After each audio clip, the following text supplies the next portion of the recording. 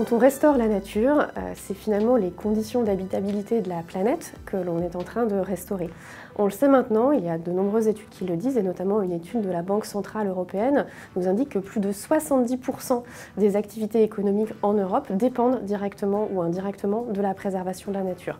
À l'échelle planétaire, c'est plus de la moitié du PIB qui dépend des services rendus par la nature et par la biodiversité. Et donc à ce titre, c'est vraiment important de pouvoir restaurer et préserver la biodiversité et les services écosystémiques qu'elle rend, car derrière, c'est vraiment nos activités, notre bien-être, notre santé qui en dépendent.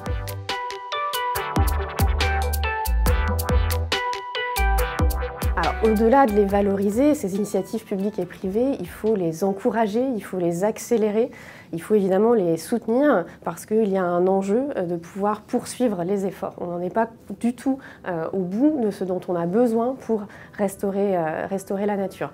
En tant que service de l'État, on essaye d'accompagner l'ensemble des acteurs et l'ensemble des parties prenantes.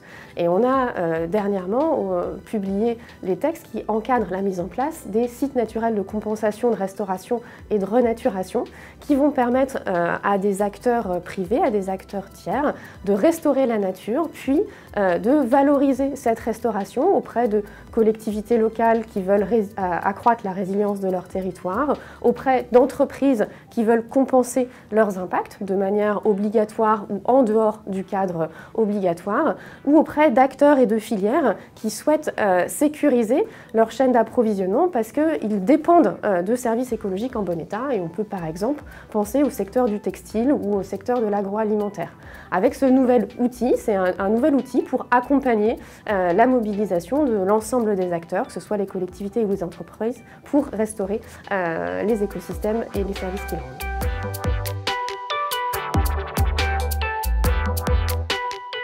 Ce qui est intéressant avec la biodiversité, avec la nature, c'est que quand on la restaure, ça se voit et ça se voit localement, ça se voit en proximité. Donc pour une entreprise, comme pour une collectivité d'ailleurs, investir dans la restauration de la nature, c'est aussi rendre directement un service à son écosystème de parties prenantes et à ses salariés.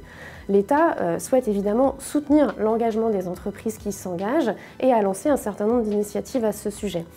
L'année dernière, nous avons notamment porté le ROC-LOR de la biodiversité qui a travaillé avec 8 secteurs prioritaires à des feuilles de route pour identifier les meilleurs leviers pour accélérer la prise en compte de la biodiversité.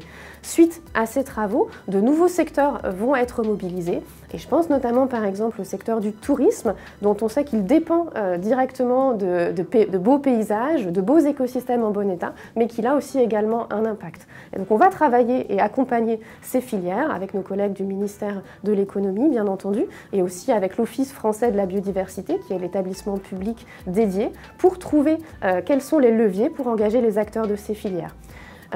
Et on a également un certain nombre d'outils de diagnostic, entreprise par entreprise, savoir où sont mes principaux impacts et ce que je peux faire pour les réduire. Ça, c'est quelque chose qu'on travaille notamment avec la Banque publique d'investissement.